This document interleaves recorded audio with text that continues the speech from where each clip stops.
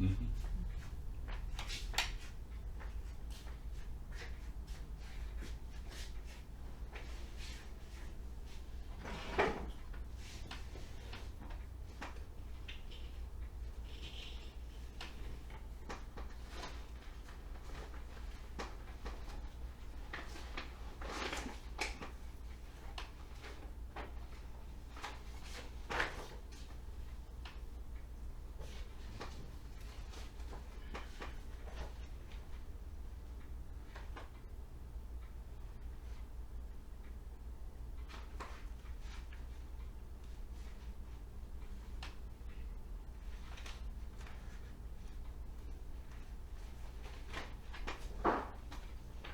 Shabbat Shalom, everybody, Shabbat Shalom, Judith. and welcome to another celebration of the creation of the universe. Because on this day, God hallowed it in celebration of His creation. Because in the first 6 days, well, let's start with the first 5 days. He created everything that there is. On the 6th day, I believe, man was created. And He completed everything on the 6th day. Therefore, on the 7th day, He hallowed it, and He commanded that no servile work was to be done on that day in honor of the creation of the universe and all that there is in it. And when Israel was released from slavery in Egypt, and they were in the wilderness, and the Lord provided manna for them to eat. And He instructed them that on the 5 days they were to gather manna, and they were, whatever amount they gathered, they all end up with the same amount. And if they kept some over to the next day, it would spoil. But on the 6th day, they were to gather twice as much, because on the 7th day they were not to go out to gather anything. And miraculously enough, the amount that they had over did not spoil. And so John is fond of saying, the Sabbath day is on God. So God has miraculously provided for us. We have set our table in anticipation of the feast that He has provided for us. We don't have to go out to earn it. He's already provided it for us. And we can sit at the table and hear what He has to say. That's what our table talks are about. We go over the Torah portion because on this each week the Jewish people have what they call a Torah portion, a parashah, and it's from the first 5 books of the Old Testament, which is called the Torah, beginning with Genesis, and it's divided into 52 weeks. And this week the Torah portion is called Shemini, which means 8th. And it's taken from Leviticus 9:1 through 11:47. And it reads, let me get my other Torah here so I can see.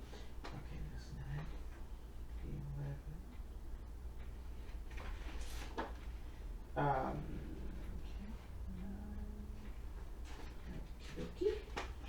Okay, 9:11, and it reads,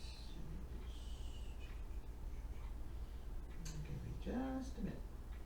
Yes, let me make sure I'm at the right place.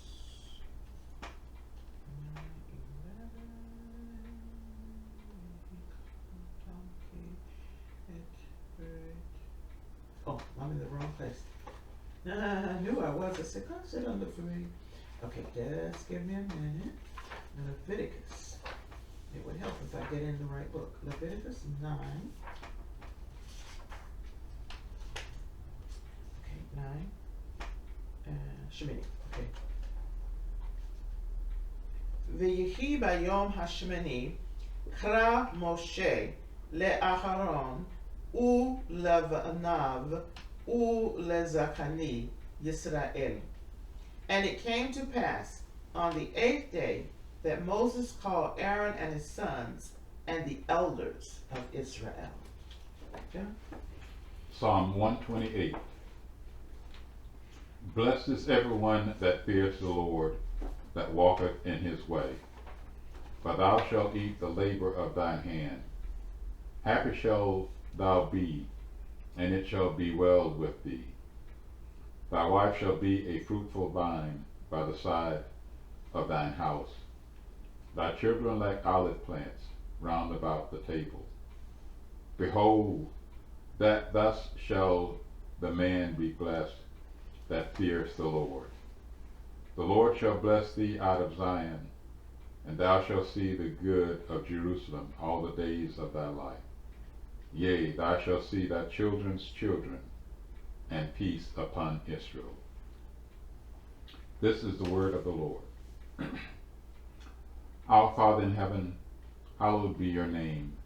May your kingdom come, and may your will be done. We give thanks to you, Lord God, for you have brought us into your Shabbat.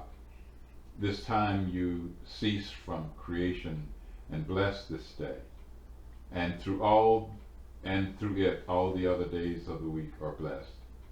And we give thanks to you, Lord God, for ceasing your work, for blessing this day, for giving us a pattern and a commandment that we should rest on this day, to acknowledge the God who has created and has also created us and has called us to himself. And we give thanks, Lord, for what you have done. And you, Lord, also called your brethren, the Jews, out of the house of bondage, out of Egypt, and gave them this day as well, gave them this day first, at Mount Sinai, that they should acknowledge the God who has delivered them, the God who has kept his promise, the God who through great power and might delivered them out of the house of bondage, and they acknowledge what he has done through appreciation, through study, through worship and song and prayer. And we join with our brethren the Jews, Lord. For what Christ has done for us, he has reconciled us and has paid the price for sin that we could not pay. And out of gratitude and thanks, we celebrate and give thanks for what has been done on our behalf. And pray you continue to draw us closer to yourself as we draw closer to you, Lord. And we give thanks and invite you into our house. Into this dwelling we invite you, Lord, as you have promised that you have prepared a place for us, that we will be united forever and ever. And we await that day, Lord, and give thanks. But until that day comes, we pray and give thanks and glorify the God who has delivered us. And we give thanks to the Son and to the Spirit that remains with us. In the name of the Christ we pray. Amen.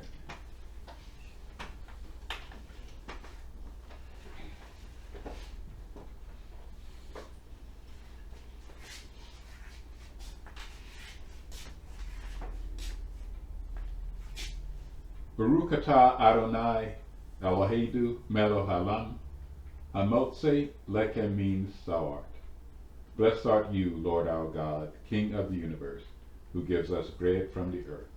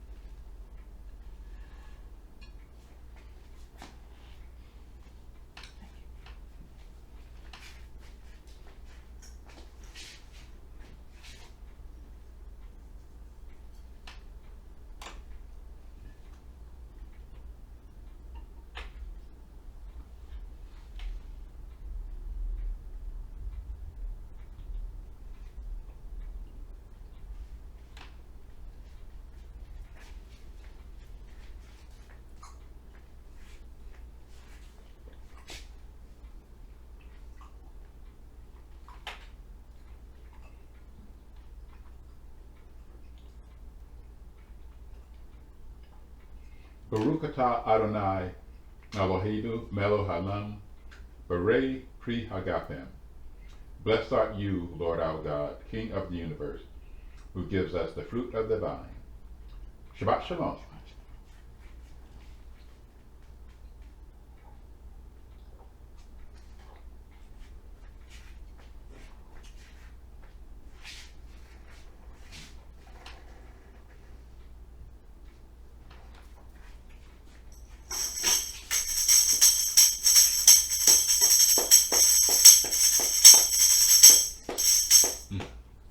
Shabbat Shalom, Shabbat Shalom, Shabbat, Shabbat, Shabbat, Shabbat Shalom, Shabbat Shalom, Shabbat Shalom, Shabbat, Shabbat, Shabbat, Shabbat Shalom, Shabbat, Shabbat, Shabbat, Shabbat Shalom, Shabbat, Shabbat, Shabbat, Shabbat Shalom, Shabbat Shalom, Shabbat Shalom. Shabbat, Shabbat, Shabbat, Shabbat, Shalom. Shabbat Shalom, everybody. Shabbat Shalom, Judas. Thank God. We're celebrating the creation of the universe. Woo-hoo! Amen. What a celebration it is. We're remembering as God commanded us to do. And we thank Him so much. This parashah in my Torah is divided into 3 parts. It makes it more manageable to study. The first part is the divine presence in the sanctuary in Leviticus 1:10 through 20.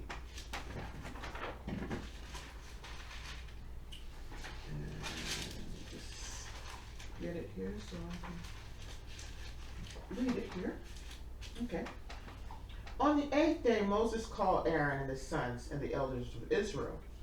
He said to Aaron, "Take a calf of the herd for a sin offering, and a ram for a burnt offering, without blemish, and bring them before the Lord. And speak to the Israelites, saying, Take a he-goat for a sin offering, a calf and a lamb, yearling, without blemish, for a burnt offering, and an ox and a ram for an offering of well-being, to sacrifice before the Lord, and a meal offering with oil mixed in, for today the Lord will appear to you." They brought to the front of the tent of the meeting the things that Moses had commanded, and the whole community came forward and stood before the Lord. Moses said, "This is what the Lord has commanded that you do, that the presence of the Lord may appear to you."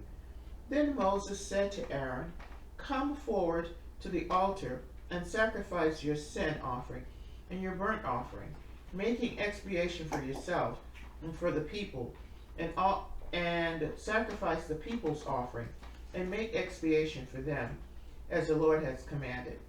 Aaron came forward to the altar and slaughtered his calf of sin offering. Aaron's sons brought the blood to him. He dipped his finger in the blood and put it on the horns of the altar, and he poured out the rest of the blood at the base of the altar. The fat, the kidneys, and the protuberance of the liver from the sin offering he turned into smoke on the altar, as the Lord had commanded Moses. And the flesh and the skin were consumed in fire outside the camp. Then he slaughtered the burnt offering. Aaron's son passed the blood to him, and he dashed it against all sides of the altar. They passed the burnt offering to him in sections, as well as the head, and he turned it into smoke on the altar. He washed the entrails and the legs, and turned them into smoke on the altar with burnt offering. Next he brought forward the people's offering. He took the goat for the people's sin offering, and slaughtered it, and presented it as a sin offering, like the previous one. He brought forward the burnt offering, and sacrificed it according to regulation. He then brought forward the meal offering, and taking a handful of it, he turned it into smoke on the altar, in addition to the burnt offering of the morning. He slaughtered the ox and the ram, the people's sacrifice of well-being. Aaron's sons passed the blood to him, which he dashed against every side of the altar. And the fat parts of the ox and the ram, the broad tail, the covering fat, the kidneys, and the protuberance of the livers. They laid these fat parts over the breast And Aaron turned the fat parts into smoke on the altar, and waved the breast and the right thighs to the wave offering before the Lord, as Moses had commanded. Aaron lifted his hand toward the people and blessed them, and he stepped down after offering the sin offering, the burnt offering, and the offering of well-being. Moses and Aaron then went inside the tent of the meeting. When they came out, they blessed the people, and the presence of the Lord appeared to all the people. Fire came forth from before the Lord and consumed the burnt offering and the fat parts of the altar. And all the people saw and shouted and fell on their faces. Now Aaron's sons, Nadab and Abihu, each took his fire pan and put fire in it, and laid incense in it. And they offered before the Lord alien fire, which he had not enjoined upon them. And the fire came forth from the Lord and consumed them, that they died at the instance of the Lord.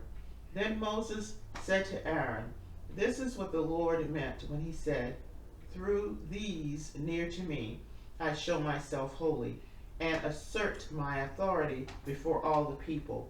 And Aaron was silent. Moses called Mishael and Elzaphan, sons of Uzziel, the uncle of Aaron, and said to them, "Come forward and carry your kinsmen away from the front of the sanctuary to a place outside the camp." They came forward and carried them out of the camp by their tunics, as Moses had ordered. And Moses said to Aaron and to his sons, Eleazar and Ithamar, "Do not bare your heads, and do not rend your clothes, lest you die, and anger strike the whole community. But your kinsmen, all the house of Israel, shall bewail the burning that the Lord had wrought. You must not go outside the entrance of the tent of the meeting, lest you die, for the Lord's anointing oil is upon you." And they did as Moses had bidden. And the Lord spoke to Aaron, saying, "Drink no wine or other intoxicant, you or your sons with you, when you enter the tent of the meeting, that you may not die. It is a law for all time throughout the ages. For you must distinguish between the sacred and the profane, and between the unclean and the clean. And you must teach the Israelites all the laws which the Lord has imparted to them through Moses." And Moses spoke to Aaron and to his remaining sons, Eleazar and Ithamar, "Take the meal offering that is left over from the Lord's offering by fire, and eat it unleavened beside the altar, for it is most holy.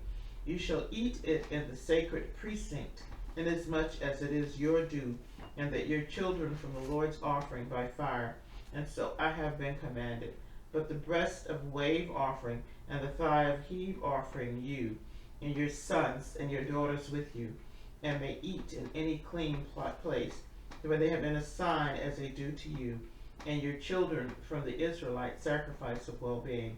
Together with the fat of fire offering, they must present the thigh of heave offering, and the breast of wave offering, which are to be waved as a wave offering before the Lord, which are to be your due, and that of your children with you for all time, as the Lord has commanded." Then Moses inquired about the goat of an offering, and it had been already burnt. He was angry with Eleazar and Ithamar, Aaron's remaining sons, and said, "Why did you not eat the sin offering in the sacred area? For it is most holy, and he has given it to you to remove the guilt of the community, and to make expiation for them before the Lord. Since its blood was not brought inside the sanctuary, you should certainly have eaten it in the sanctuary as I commanded." And Aaron spoke to Moses, "See, this day they brought their sin offering and their burnt offering before the Lord, and such things have befallen me. Had I eaten a sin offering today, would the Lord have approved?" And when Moses heard this, he approved. Okay. Actually, there's quite a bit going on here, but some of the major points, and this is the 8th day. Maybe I should start there, Mm-hmm. which is Shemini. Mm-hmm. Shemini, which is very significant timing because it's the 8th day after the inauguration of the temple itself. Mm-hmm. And the 8th day connotes beyond creation. Mm-hmm. Yes. Creation was 7 days long, and the day after creation is the 8th day, which is beyond creation. So it's one of those things that it's almost like in another world or another type of reality. The other thing, major thing that happens, not mentioned here in this lesson, what happens on the 8th day is circumcision. Doesn't matter when it happens, could be on Shabbat, you get circumcised. So circumcision is one of those days that points beyond creation. And an interesting, one of the tragic things that happened here was the death of Aaron's 2 oldest sons. And there's quite a bit of talk about why they died, what they did, and what caused them to die. And it's pretty much up for debate. And one thing that did stand out in verse 8, 8 and 9, when God speaks to Aaron directly, says, "Do not drink wine nor strong drink." And well, when you go into Honore's son, so it's generational. When they go in to do the temple service, they should be fully focused. And some tend to think that maybe Adab and Abihu did drink wine a little, not that much. They weren't intoxicated or drunk, but they drank a little wine, and that's why God did what He did to them. It's just one line of thought.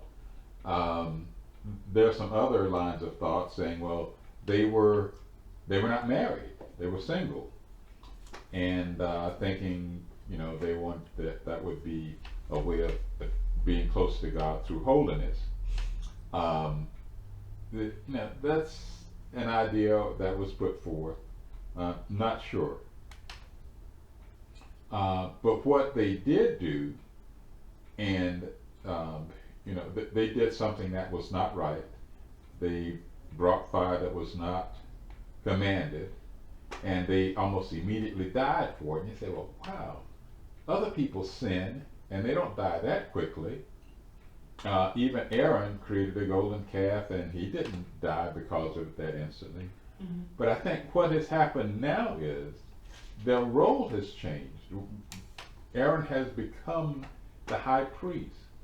His sons have become the high priest.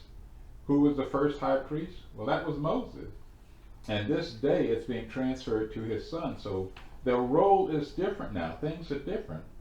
And this is part the reason I think why it happened. They're in a different role, and they can't just do their own, improvise on their own. Putting fire in a pan and offering it up. It's something that's part of the priestly duty, Mm-hmm. but it's hard. It wasn't part of the priestly duty. They were not the priests. The high priest at that time was their dad, Aaron. If Aaron wanted to offer a fire, maybe that would have been accepted because he was the high priest. I'm not saying they were trying to usurp his dad or take his place, but there was a higher authority there. They should have leaned upon that higher authority, or even asked the question if it was okay, but they didn't. They took it upon themselves.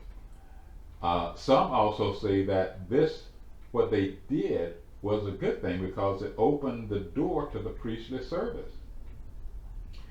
Someone or something was going to be sacrificed.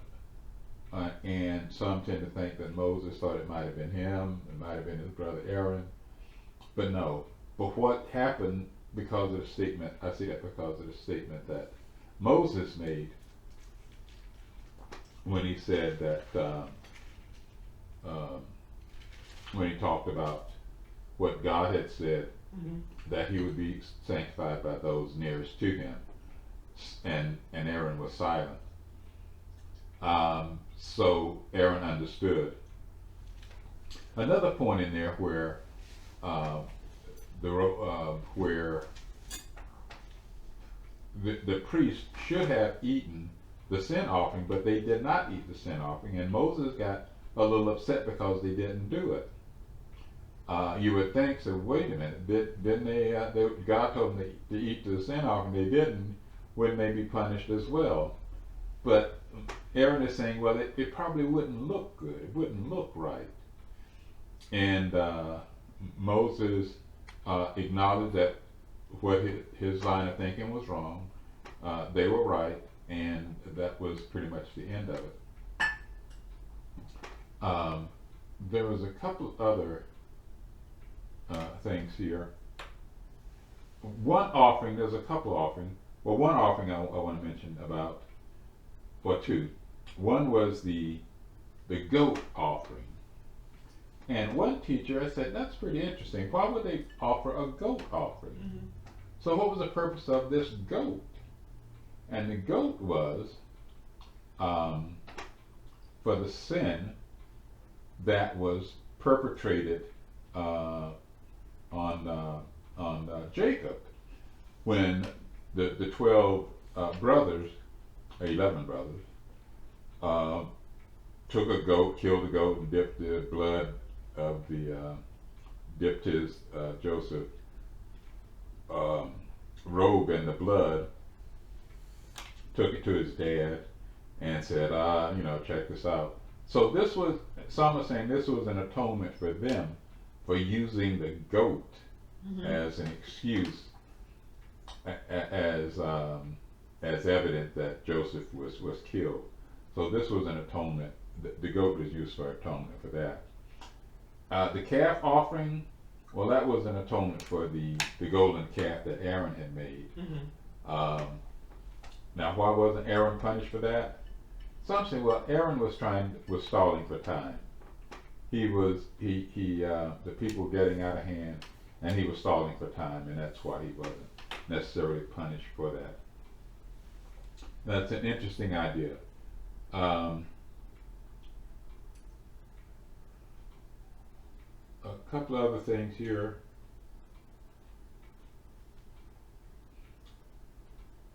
Oh, one other thing, when Moses and Aaron put the offering out by fire, that Moses said that God would reveal himself.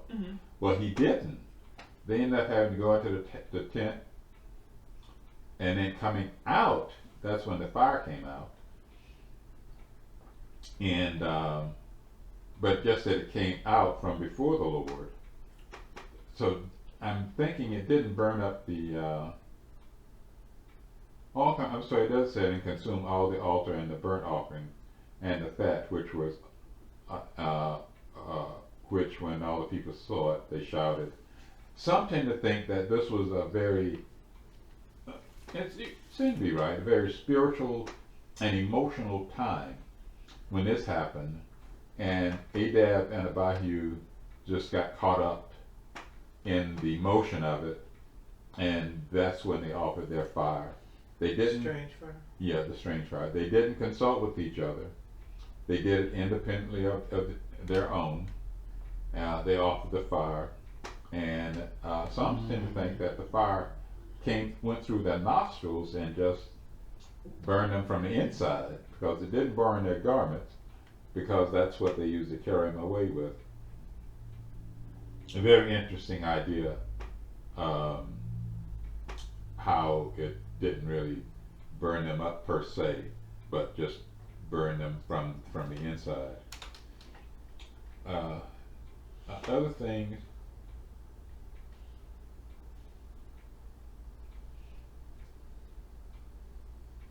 what else can we learn from this?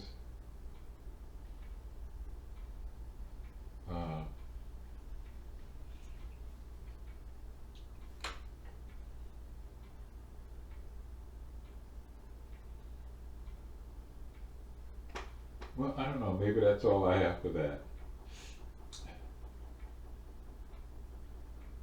Okay. Well, okay. The next part is called the dietary laws, and that's from Leviticus 11:1 to 23. And the Lord spoke to Moses and Aaron, saying to them, Speak to the Israelite people thus: These are the creatures that you may eat from among all the land animals. Any animal that has true hoofs with clefts through the hoofs that chews the cud, such you may eat. The following, however, of those that either chew the cud or have true hooves, you shall not eat. The camel, although it chews the cud, it has no true hoofs. It is unclean for you. The daman, although it chews the cud, it has no true hooves. It is unclean for you. The hare, although it chews the cud, it has no true hooves. It is unclean for you. And the swine, although it has true hooves, with the hooves cleft through, it does not chew the cud. It is unclean for you. You should not eat of their flesh or touch their carcasses. They are unclean for you. These you may eat of all that live in water, anything in water, whether in the seas or in the streams, that has fins and scales. These you may eat. But anything in the seas or in the streams that has no fins and scales, among all the swarming things of the water, and among all the other living creatures that are in the water, they are an abomination for you, and an abomination for you they shall remain. You shall not eat of their flesh, and you shall abominate their carcasses. Everything in water that has no fins and scales shall be an abomination for you. And the following you shall abominate among the birds.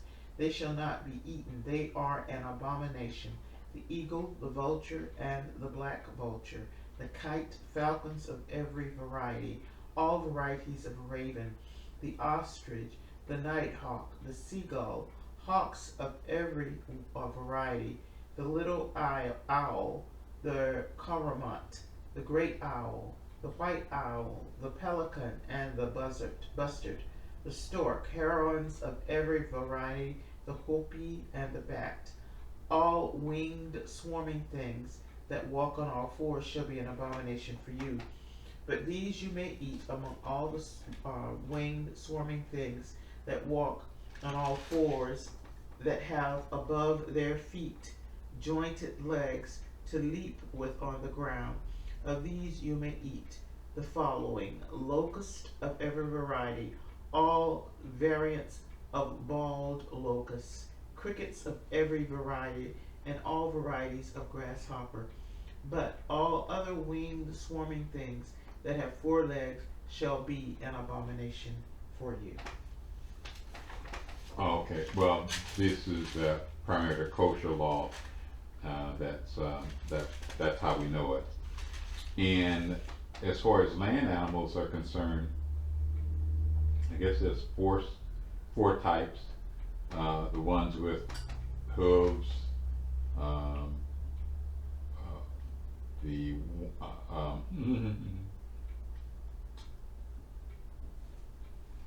divided hoofs and cloven hoofs, I think. Mm-hmm. And some of these are kind of interesting. What a coney is, I don't know. Mm. And it mentioned the hare. Well, we call a rabbit the hare, Right. but I don't know. I don't think rabbits have 2 stomachs. Mm. Maybe There's a rabbit called coney. I've heard of coney. Oh, it is okay. Maybe there's 2 types of rabbits. Type of a rabbit. Yeah. Okay. But that's kind of interesting. Now, most of the animals that are allowed to be eaten, or I guess domesticated animals, there was a name they called them. I can't think of what it is now. I want to say timid or non-threatening, not vicious, not predatory animals. Mm-hmm. but these are domestic animals that are docile. Those can be eaten. As far as birds are concerned, definitely not predator birds. No. Um, And if you look at it just from the, if you didn't know anything else about these birds, other than God said don't eat them, well, these predator birds, they eat anything. yeah. And you certainly don't want to put that in your flesh. I mean, they eat anything, dead things, anything.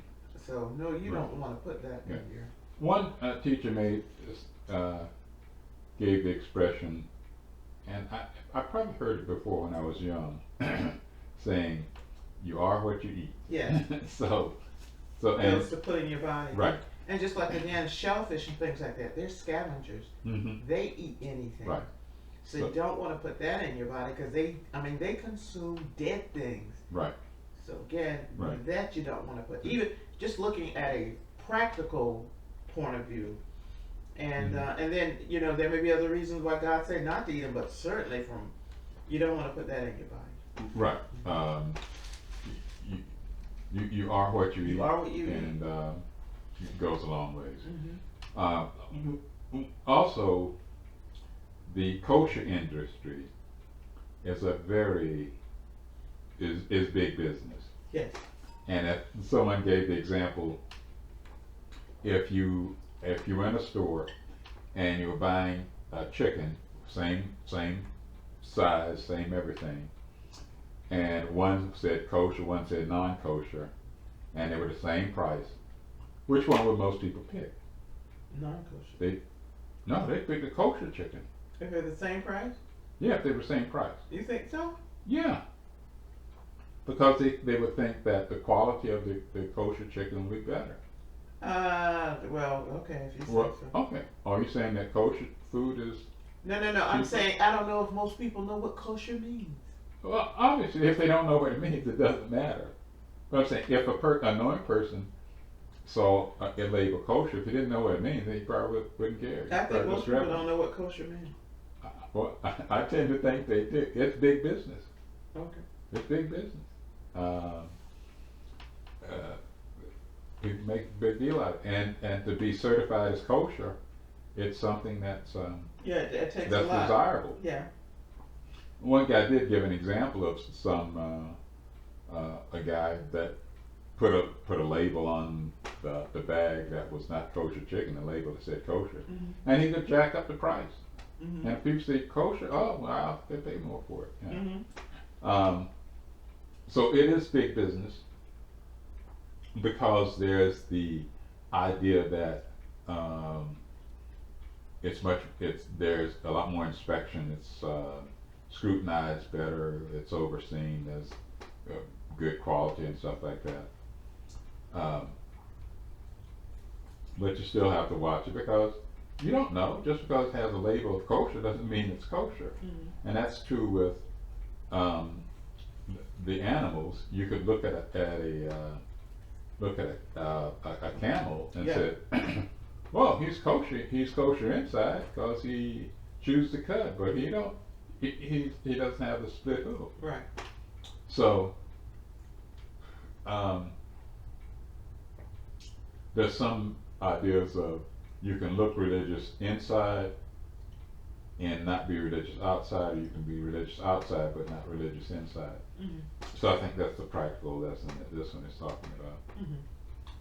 But I think that's all I have with this about the kosher food. All right. In our last section, the defilement from animal carcasses. Leviticus 11:24 through 47. And the following shall make you unclean: whatever or whoever touches their carcasses shall be unclean until evening, and whoever carries the carcasses of any of them shall wash his clothes and be unclean until evening. Every animal that has bent true hooves, but without the cleft through the hooves, or that does not chew the cud, they are unclean for you. Whoever touches them shall be unclean. Also all animals that walk on paws among those that walk on fours are unclean for you. Whoever touches their carcasses shall be unclean until evening.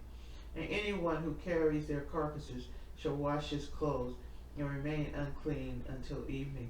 They are unclean for you. The following shall be unclean for you from among the things that swarm on the earth: the mule, the mouse, and great lizards of every variety, the gecko, the land crocodile, the lizard, the small lizard, and the chameleon. Those are for you, the unclean among all the swarming things. Whoever touches them when they are dead shall be unclean until evening. And anything on which one of them falls when dead shall be unclean. But be it any article of wood or cloth or skin or sack, any such article that can be put to use shall be dipped in water, and it shall remain unclean until evening. Then it shall be clean. And if any of those falls into an earthen vessel, everything inside it shall be unclean, and the vessel itself you shall break. As to any food that might be eaten, it shall be unclean if it came into contact with water. As to any liquid that might be drunk, it shall become unclean if it was inside any vessel. Everything on which the carcass of any of them falls shall be unclean. An oven or stove shall be smashed. They are unclean, and unclean they shall remain for you. However, a spring or a cistern in which the water is collected shall be clean, but whoever touches such a carcass, in it shall be unclean. If such a carcass falls apart upon the seed grain that is to be sown, it is clean. But if water is put on the seed, and any part of a carcass falls upon it, it shall be unclean for you. If an animal that you may eat has died, anyone who touches its carcass shall be unclean until evening. Anyone who eats of its carcass shall wash his clothes and remain unclean until evening. Anyone who carries its carcass shall wash his clothes and remain unclean until evening. All the things that swarm upon the earth are an abomination. They shall not be clean. You shall not eat among all things that swarm upon the earth anything that crawls on its belly, nor anything that walks on all fours, or anything that has many legs, for they are an abomination. You shall not draw abominations upon yourselves through anything that swarms. You shall not make yourselves unclean therewith, and thus become unclean. For I, the Lord, am your God. You shall sanctify yourselves and be holy, for I am holy. You shall not make yourselves unclean through any swarming thing that moves upon the earth. For I, the Lord, am he who brought you up from the land of Egypt to be your God. You shall be holy, for I am holy. These are the instructions concerning animals, birds, all living creatures that move in water, and all creatures that swarm on earth, for distinguishing between the unclean and the clean, between the living things that may be eaten and the living things that may not be eaten. Oh, okay. This is a continuation of clean and unclean food they should be eating. And it tells why. Right at the end it tells why. Because we're to be like God. You would be holy. And to be holy. Yeah. And holy being set apart. Mm-hmm. And you're different. So you just can't eat everything that's available to you. Yes. There should be certain restrictions.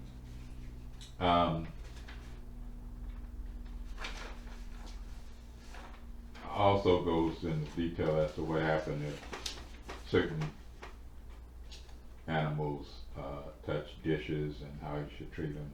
Uh-huh. And if you have to touch them, or touch the carcasses, not necessarily touch the animals themselves, because a camel is unclean, but they still use camels for work and transport. So having a live animal is one thing, but to eat it is something different. And if it's dead, that's a different treatment. So there's various distinctions from this. They did make the reference to verse 45, for I am the Lord that brought you up out of the land of Egypt Mm-hmm. to be your God. You shall therefore be holy, for I am holy. Not sure why that was thrown in.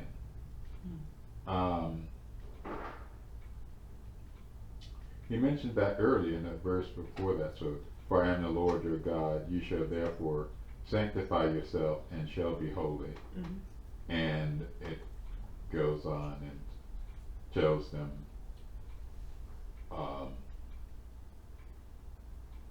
that he brought them out of the house, out of Egypt, and they're to be holy. So, supposed to be sanctified and holy. Mm-hmm.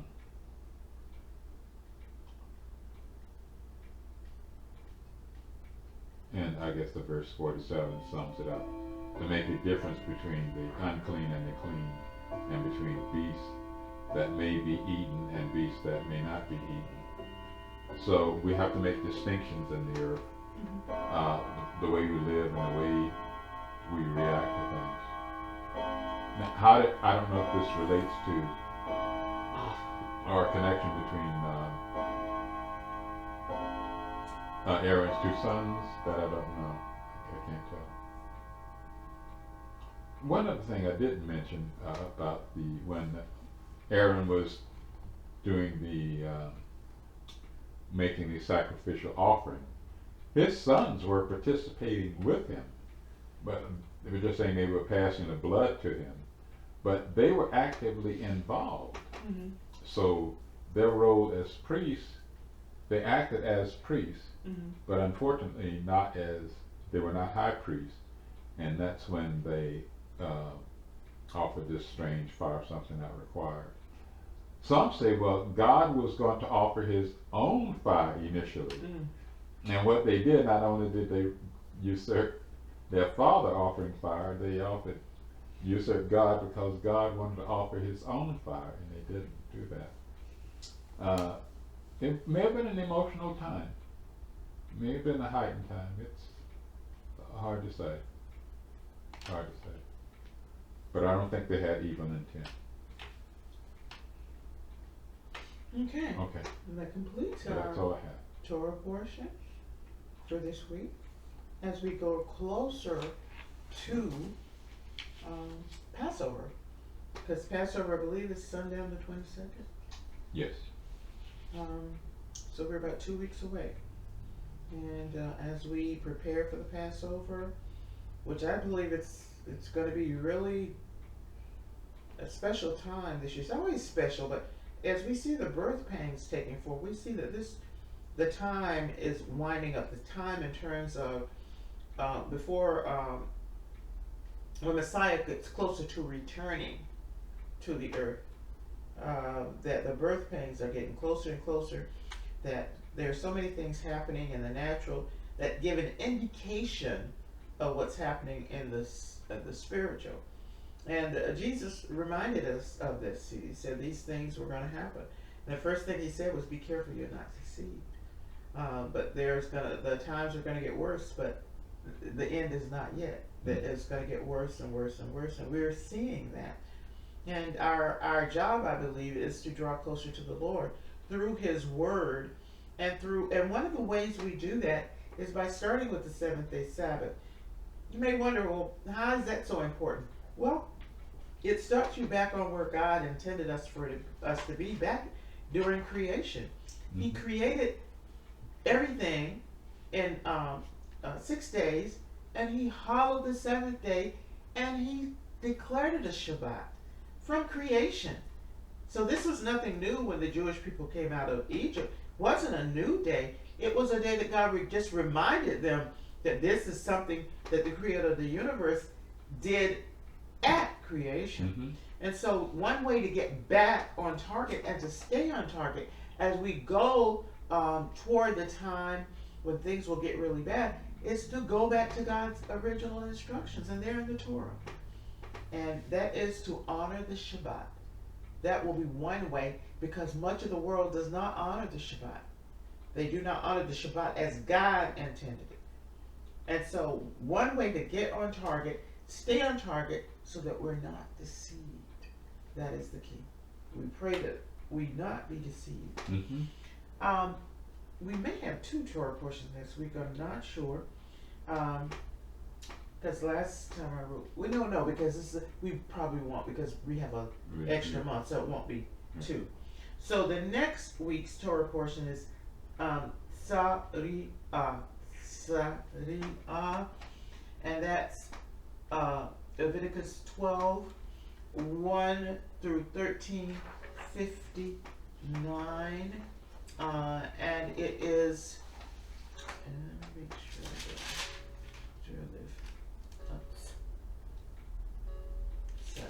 okay. And it reads, Vayedver Adonai el Moshe Lamor, the Ber el Moshe Bnei Israel, Lamor Isha ki tizre'a ve'yelda, Zakar ve'tam'a Shabbat Yamim, ki mi nedat dota titma. The Lord spoke to Moses, saying, Speak to the Israelite people thus. When a woman at childbirth bears a male, she shall be unclean 7 days. She shall be unclean as at the time of her menstrual infirmity. Okay, so we're reading, and the purpose of these Shabbat table talks is to learn what God demands of us. He demands it because he demands. Yes, he gave the law to Israel, but he said there's one law for all mankind. There's one law, and so it's what he demands, how he desires to be worshipped, and this is what this is all about. Because if we make up ways that we think he desires to be worshipped, we will be sorely lacking. We will miss the mark because we see very much in the Torah how he describes how everything is supposed to be in the temple.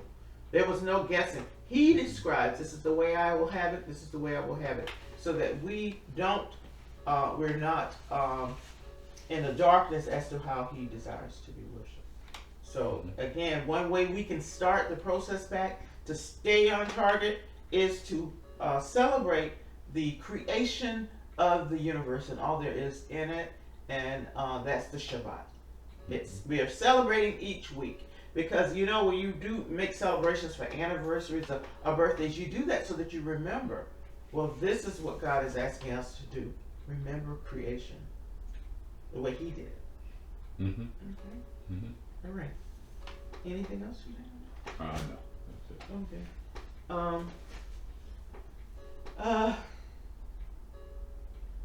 Let's see. This came to my mind, so I might as well say we are climbing Jacob's ladder. That came to my mind. Okay. For whatever reason. Okay. So sometimes it's best just to go with that. Okay.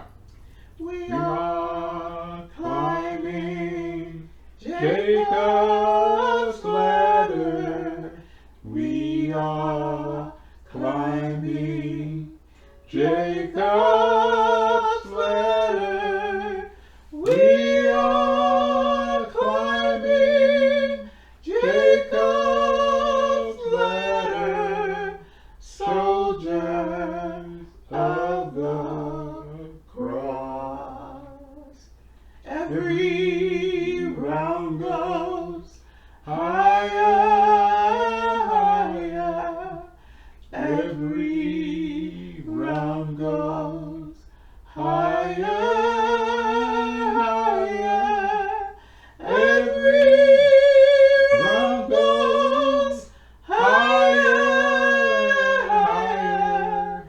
Soldiers of the cross. If you love Him, why not serve Him? If you love Him, why not serve Him? If you love Him, why not serve Him? Soldiers of the cross. We thank God for this opportunity to serve Him, to celebrate the 7th-day Sabbath, to listen to Him, to give us instructions for the coming week, so that we can serve him as he desires to be served. And we thank him. We thank him for this opportunity. We bless, we worship and adore him. And we just thank him. Oh my gosh, we are so thankful. And so we say, Shabbat Shalom. Shavua Tov. Shabbat Shalom and have a good week. Whole world is waiting. Sing the song of Shabbat. Whole world is waiting. Sing the song of Shabbat. Whole world is waiting. Sing the song of Shabbat. Whole world is waiting. Sing the song of Shabbat. I'm also waiting, waiting to sing the song of. I'm also waiting, sing the song of Shabbat.